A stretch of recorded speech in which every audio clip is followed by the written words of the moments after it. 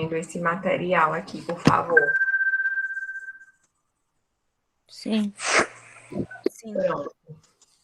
Minha gente, ó, hoje a gente vai falar um pouquinho sobre o laboratório de bioquímica, certo?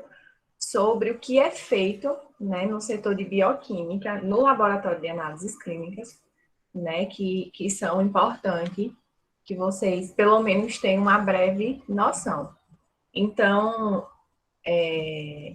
a gente vai falar, né, sobre o laboratório clínico, né, o ramo do laboratório clínico da bioquímica, né, no qual os métodos químicos e bioquímicos são aplicados para a pesquisa de doença.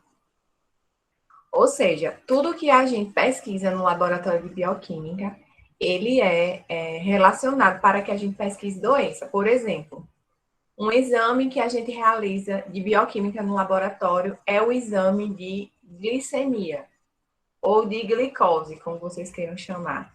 Qual é a doença que se relaciona à alteração da glicemia? Quem sabe? Diabetes? Exatamente.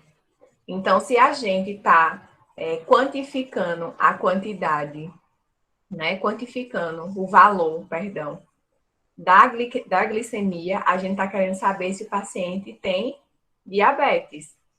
Vou dar outro exemplo.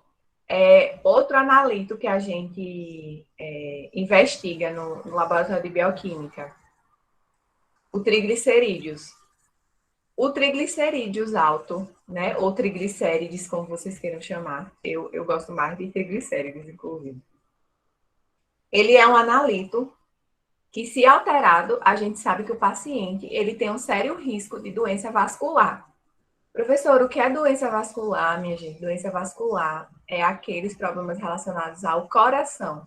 O paciente que tem um triglicerídeos alto, ele pode infartar a qualquer momento, certo? Então, a bioquímica, ela toda, né, a análise feita dentro dela, é para que a gente pesquise uma doença, ok? O setor de bioquímica, ele compreende mais de um terço, ou seja, um terço de tudo que é feito dentro do laboratório, né, é utilizado para investigação, né, de doenças laboratoriais em hospitais, principalmente. Na bioquímica, a gente pode analisar o sangue, que é o principal analito, né? A gente tira o soro desse sangue e faz essa análise. A gente pode fazer a análise da urina. Possivelmente, ano que vem, vocês vão estudar comigo essa parte de urina. O que é que a gente investiga na parte bioquímica da urina? Se a gente tem a presença de bilirrubina, se a gente tem a presença de urubinogênio, se a gente tem a presença de corpos cetônicos, isso tudo a gente vê lá na fita reativa de urina, ok? Então, isso é a análise bioquímica. A gente pode investigar também o aspirado do suco gástrico, que é o líquido que tem dentro do nosso estômago, e também pode investigar o líquor. Para quem não sabe, o líquor é aquele líquido que tem no nosso crânio, certo? Na nossa coluna.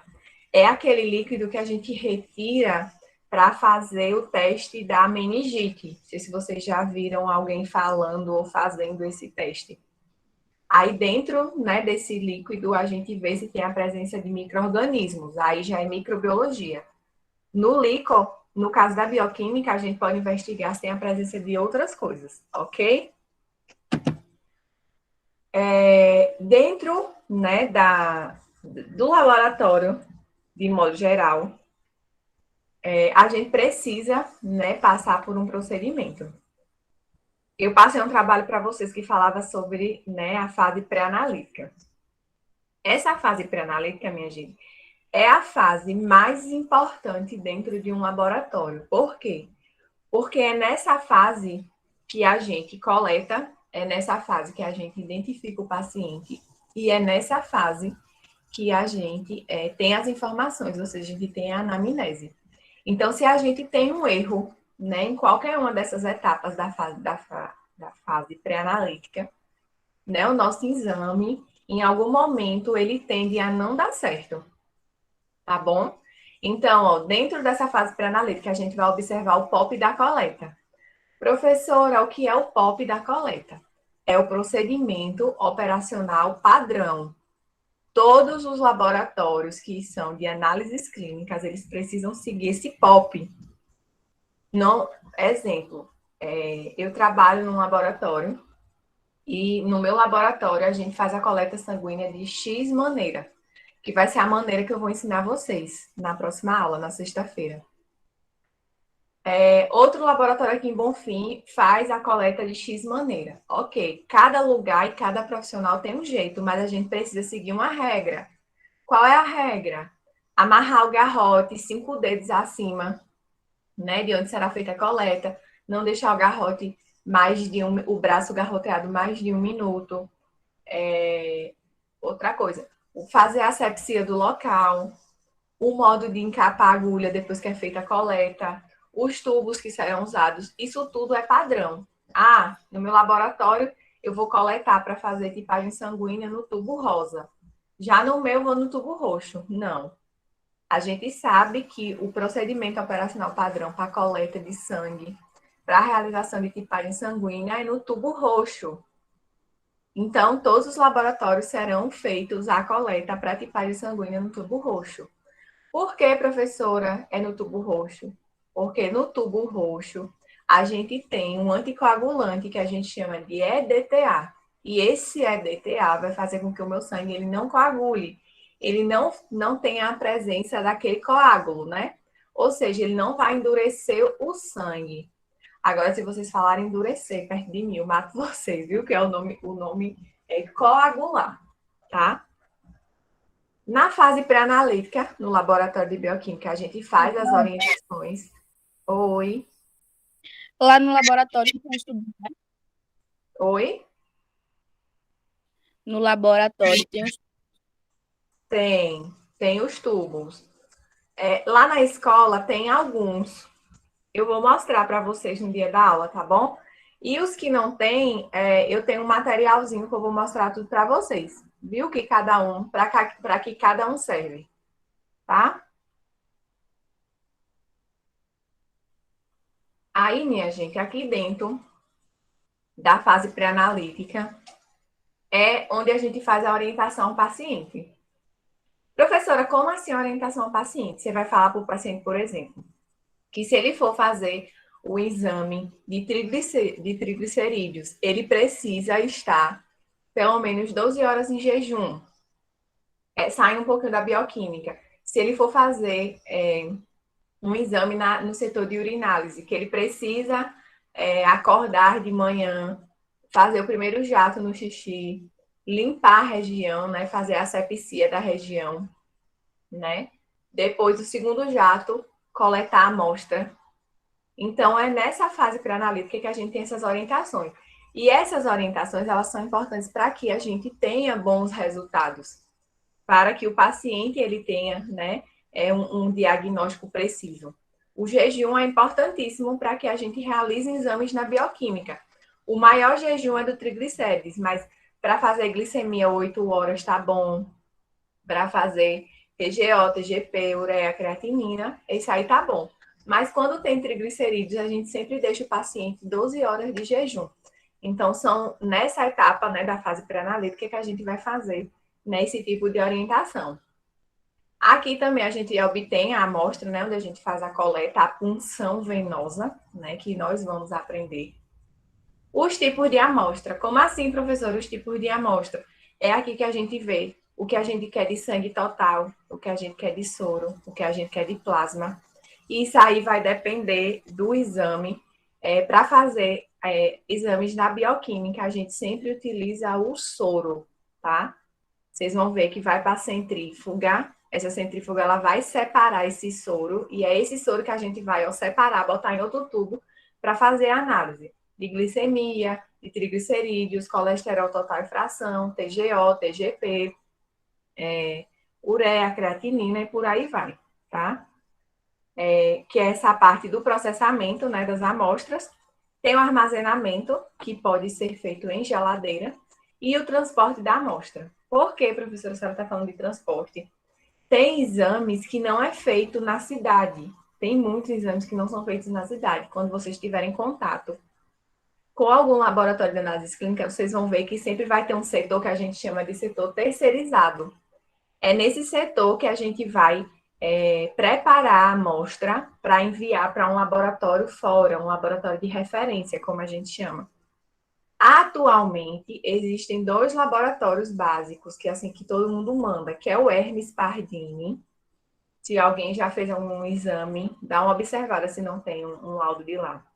O Hermes Pardini fica em Minas Gerais e o Álvaro, que é outro laboratório que fica em Santa Catarina.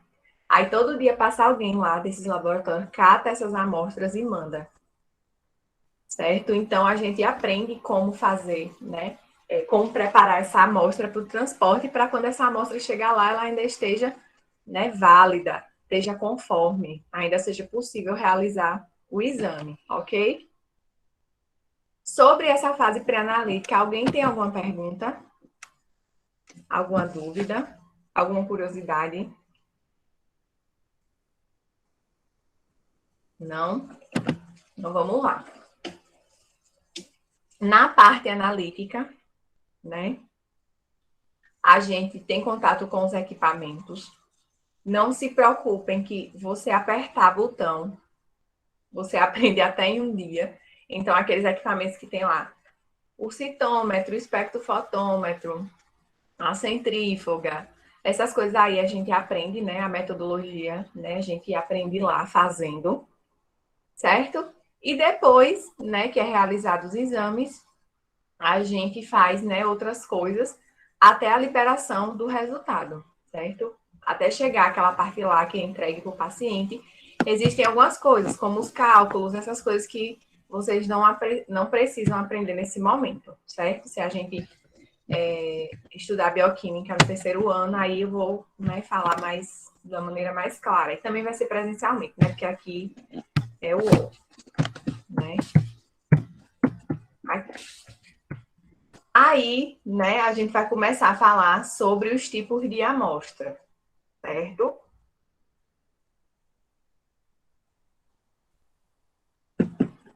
Minha gente, para a realização, né, de exame com o sangue, a gente faz o que a gente chama de punção venosa, que é a coleta sanguínea, certo? Já vou até adiantar para vocês. Agora, em novembro, a gente vai, eu e outras professoras do curso, a gente vai preparar um curso de punção venosa e vão poder participar vários alunos. A gente vai abrir a inscrição, serão 7 aulas, né? E aí vocês vão pelo menos poder participar de uma, que vai ser nos horários das aulas de vocês. Né? A gente vai divulgar direitinho, vocês vão ver lá. Aí vai ter o que aprende com seringa e agulha, vai ter o que aprender a vácuo, aí vai ter outro que vai fazer tipagem sanguínea e esfregaço, que vocês devem ver em hematologia ainda. E tem a parte comigo, que vai ser punção venosa com scalp. Scalp vocês vão ver lá. No dia da aula eu vou apresentar para vocês verem o que é. Mas, enfim, aqui na bioquímica a gente faz, né, essa coleta, né, do sangue. E aí a gente pode usar esse sangue de 3 maneiras, né? A gente pode separar o soro, certo? O soro é a parte líquida, né, do sangue, ok? A gente faz essa coleta no tubo sem anticoagulante, né? Porque se a gente colocar o anticoagulante, a gente não vai ter aquela separação. E aí, para a gente obter esse soro, a gente faz a centrifugação. Centrifugação, minha gente, vocês vão perceber que quando sai, aquela parte vermelha do sangue está embaixo e o soro está em cima. A gente pega uma pipeta, né, puxa aquele soro e coloca, né, em outro tubo para poder fazer a análise bioquímica. Aí a gente pode ter também o plasma, né, que é outra parte líquida do sangue, né. Também é importante coletar, né, com o anticoagulante, perdão. Aqui no caso a gente coleta com o anticoagulante, que é o EDTA, né, que é o tubo da tampa roxa, né? E aí a gente dá uma centrifugada, né?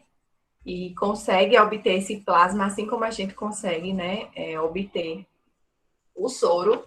E para a dosagem de glicose, né, a gente usa também anticoagulante, mas já é o anticoagulante específico para a glicemia, que é o fluoreto de potássio. Vocês vão ver que esse, o da glicemia, a gente coleta sempre no tubo da tampa cinza. Né? Se vocês forem para o laboratório, vocês vão perceber.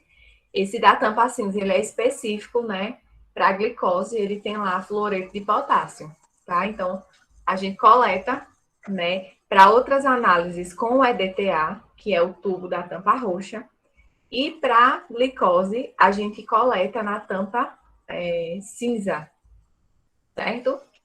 Já para a hemoglobina glicada e para o hemograma, né, a gente usa o sangue total e usa o EDTA, né, para não coagular. Professora, que exame é esse, hemoglobina glicada? É aquele exame que entrega o paciente que tem diabetes, né? Às vezes na circulação a glicose não está alta. Por quê? Porque o paciente, ele sabe que vai fazer um exame, aí ele começa a parar de comer, né? Durante um tempo, algumas coisas. E aí, né, na circulação, baixa essa glicemia.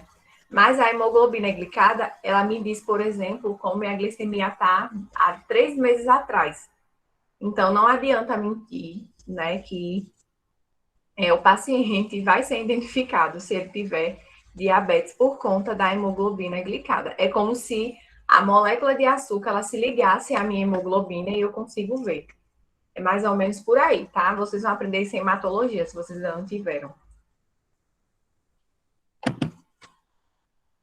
Aí aqui, ó, só para vocês verem o que é que acontece, tá? Quando a gente faz o uso do anticoagulante.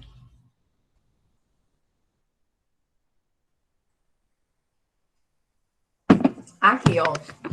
Nessas duas primeiras amostras aqui, a gente usa o EDTA, né, que é um anticoagulante.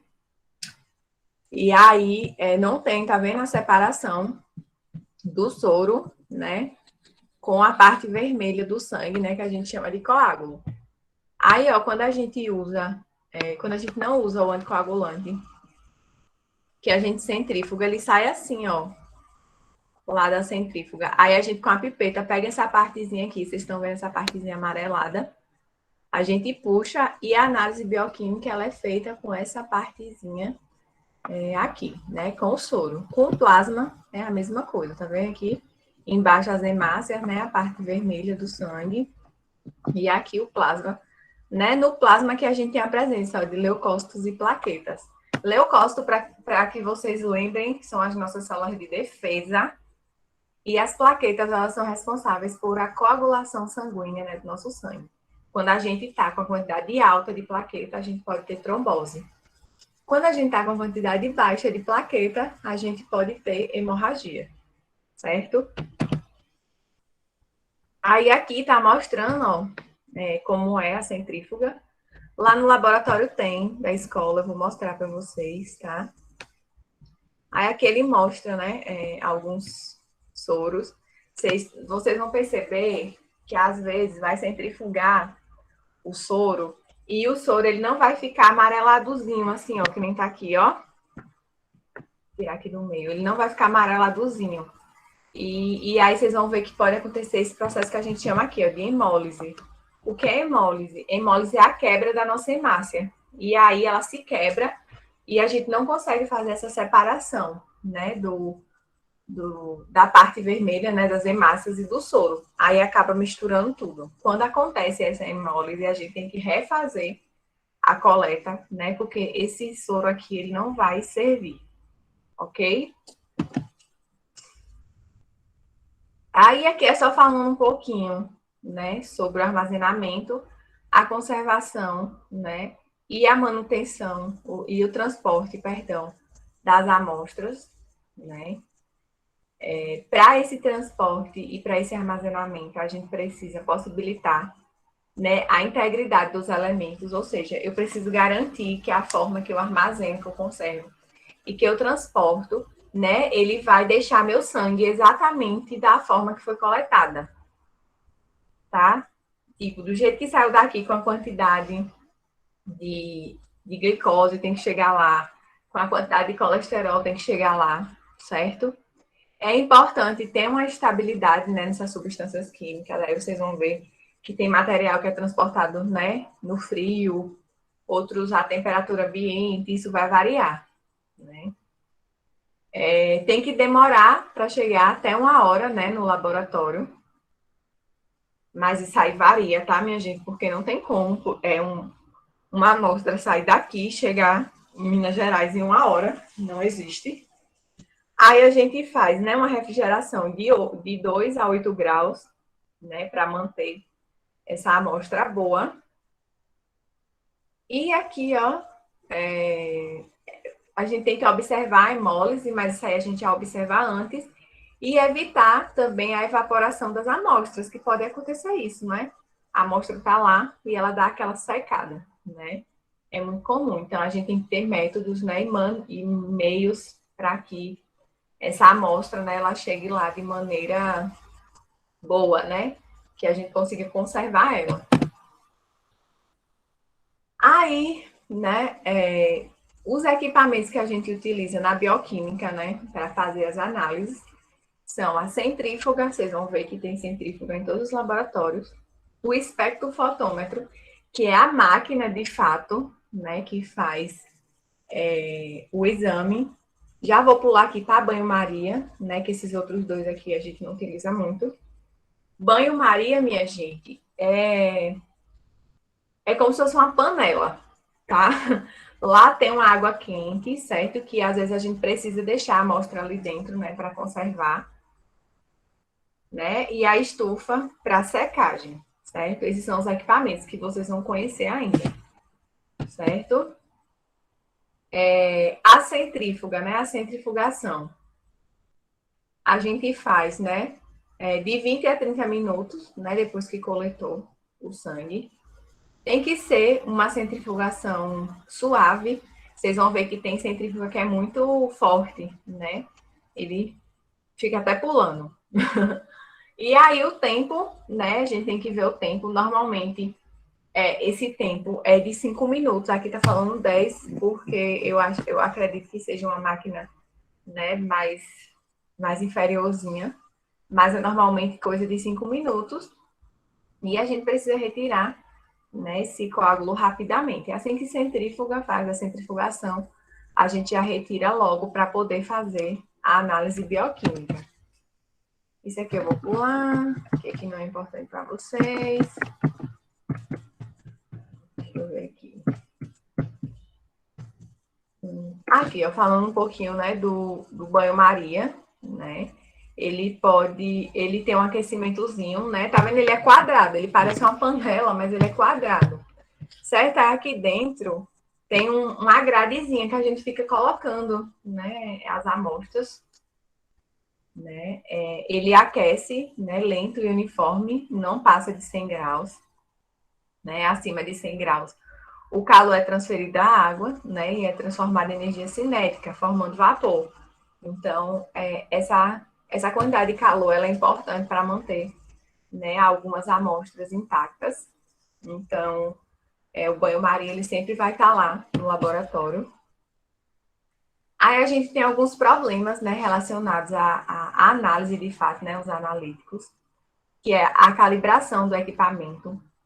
Quando vocês tiverem a oportunidade, vocês vão ver que para a gente começar qualquer rotina de laboratório, né, qualquer coisa, independente de ser bioquímica, de ser hematologia, a gente precisa fazer a calibração do equipamento. Como é, professora, a calibração? Vocês vão ver se o equipamento de fato está funcionando, né? Lá vai ter uma amostra, né? Que a gente chama de amostra controle. E aí, toda vez, antes de começar a passar as amostras do paciente, a gente passa aquela amostra. Por quê? Porque a gente sabe o que tem naquela amostra, né? A gente sabe o que tem nela. E a gente passa na máquina e vê o resultado. Se o resultado for igual o que tem naquela amostra, a gente sabe que a máquina está funcionando, né, perfeitamente. Se não, a gente precisa, né, fazer ajustes. Outra coisa também que interfere na bioquímica é a limpeza do instrumento, né? Às vezes tem laboratórios que o instrumento está muito sujo, e aí isso interfere diretamente, né, na realização do exame, certo? A qualidade dos reagentes, né? Para cada analita, a gente tem um reagente. Para glicemia, a gente tem um reagente. Para triglicérides, outro. Para colesterol total, outro, né? E frações, que é o HDL e o LDL. Para TGO e TGP, a gente tem outro. Para ureia creatinina, entendeu? Então, esses reagentes, sendo de qualidade, a gente tem, né, respaldo. Tem que ter o controle da qualidade, né, do paciente, do equipamento, saber como o equipamento está funcionando, né, dar aquela manutenção e fazer a manutenção das peças, né, é importante, não só no laboratório, mas em qualquer lugar que tenha, né, a utilização de máquinas, a gente precisa fazer essa manutenção para que, né, o equipamento ele funcione perfeitamente.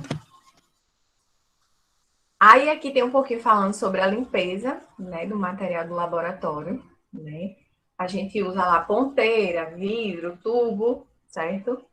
Aí ele fala aqui, ó, que as vidrarias e as ponteiras, logo após o uso, devem ser imersas em solução de hipoclorito de sódio a 1%, 24 horas. Gente, o que é o hipoclorito de sódio? A gente conhece hipoclorito de sódio como o quê?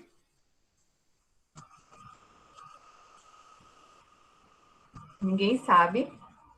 Que boa. Isso. A gente tem hipoclorito de sódio em casa. Então, no laboratório, a gente usa a mesma coisa.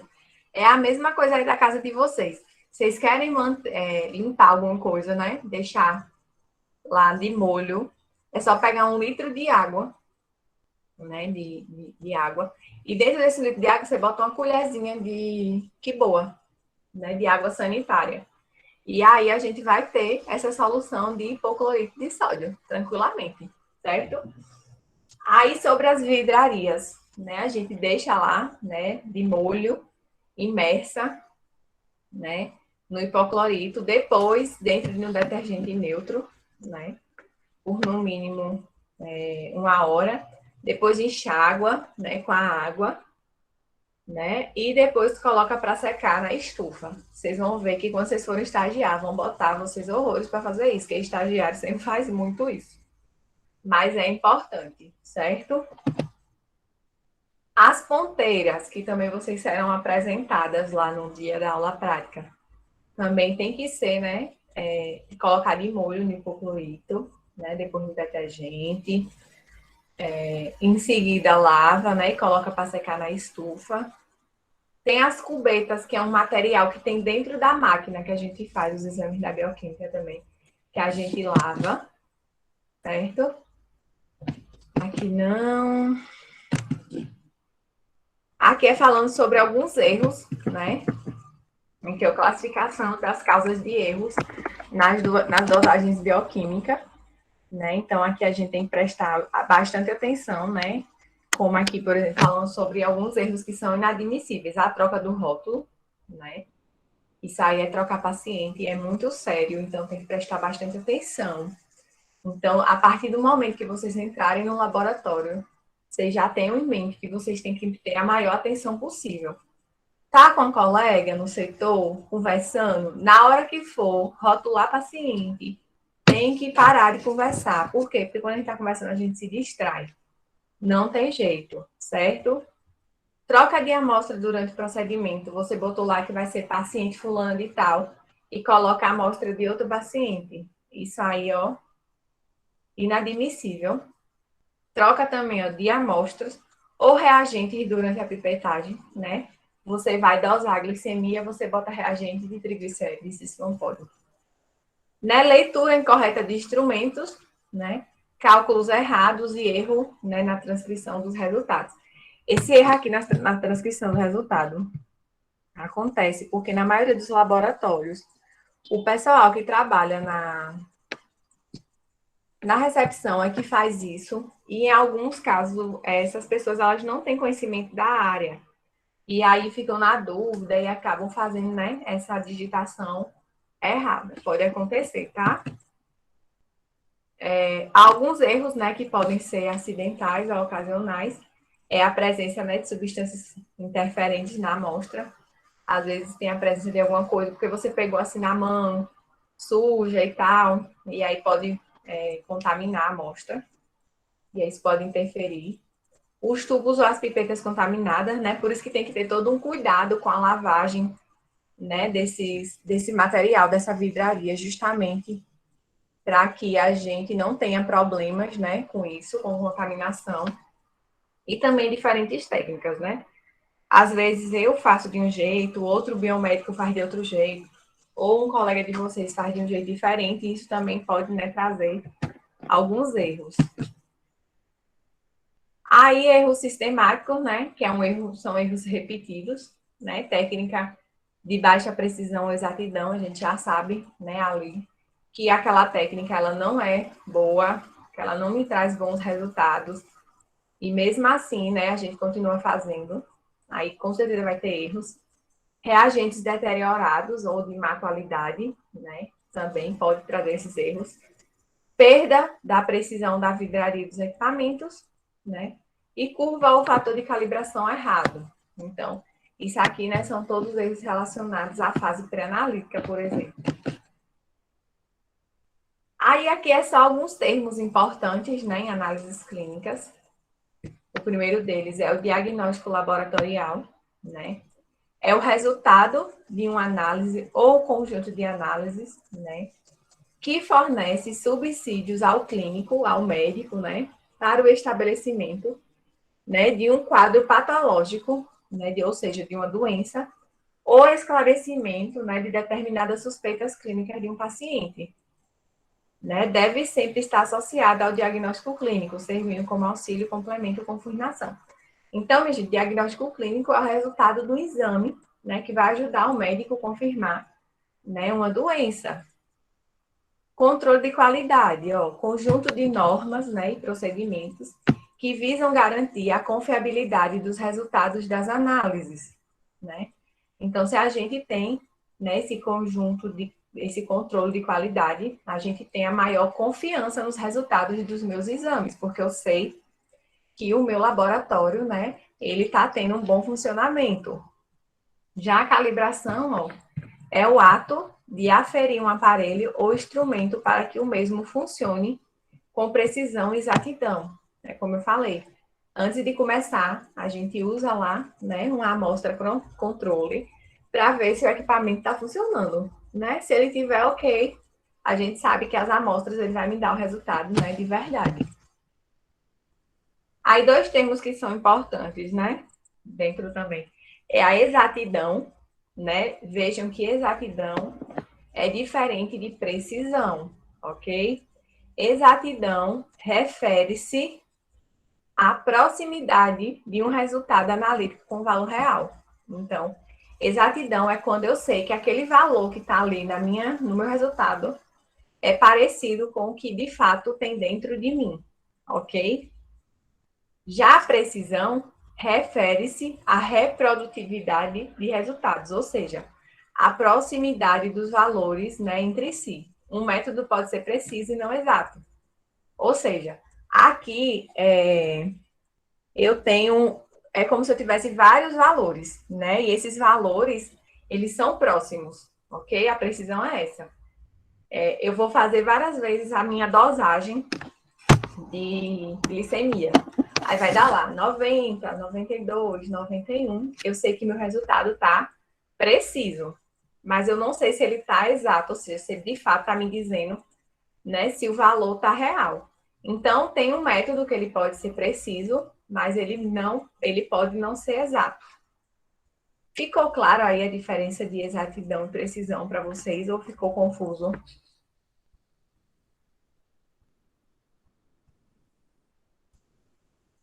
Ninguém? Eu vou mandar esse material para vocês depois, tá? Aí tem outros, né? Especificidade, que é outro termo também que a gente usa.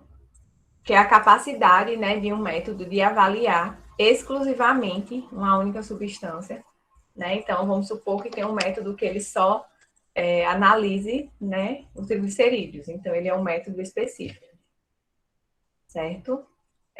Sensibilidade é a capacidade de um método avaliar quantidades reduzidas de uma substância. Por exemplo, no início da gravidez, a paciente ela tem uma quantidade baixa do hormônio HCG, mas o método, né, o método de realização da quantificação, né, desse hormônio, ele é sensível. Por quê? Porque mesmo em quantidades baixas, ele já consegue detectar que tem a presença. Outro termo são os valores de referência, né, que é o conjunto de valores de um determinado parâmetro avaliado, né, que reflete o intervalo observado em determinada população considerada saudável. Então, a gente tem lá que um paciente que não tem diabetes, né, é um paciente que tem até 99 de glicemia em jejum.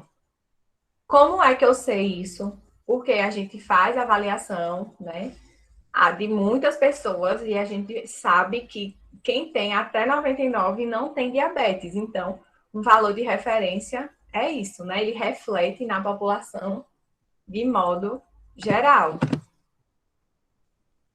Aí aqui tem outros, né, falando a mesma coisa. E a gente acabou, certo? Depois eu vou mandar essa atividade aqui para vocês, viu? Mas é para vocês me entregarem agora, a partir de agora, tudo na sala de aula, porque eu não quero mais conta com o negócio de Classroom, só se for necessidade mesmo, tá? Minha gente, ó, já são 10 horas aqui no meu relógio, né? 45 minutos de aula. Eu queria saber de vocês, se ficou alguma dúvida, se vocês querem perguntar alguma coisa.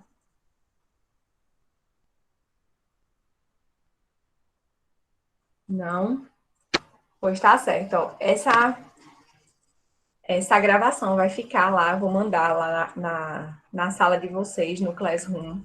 E aí eu vou mandar uma atividade falando sobre o dia de hoje. Vocês vão levar na próxima sexta-feira para eu poder dar o visto, ok? Tá bom, professora. Eita, povo. Tem. Viu, gente? Pois bom sábado, viu? Obrigado por a participação e qualquer dúvida pode falar comigo. E hoje à tarde, se possível, eu já mando a planilha com as notas, ok? Valeu, gente. Tchau.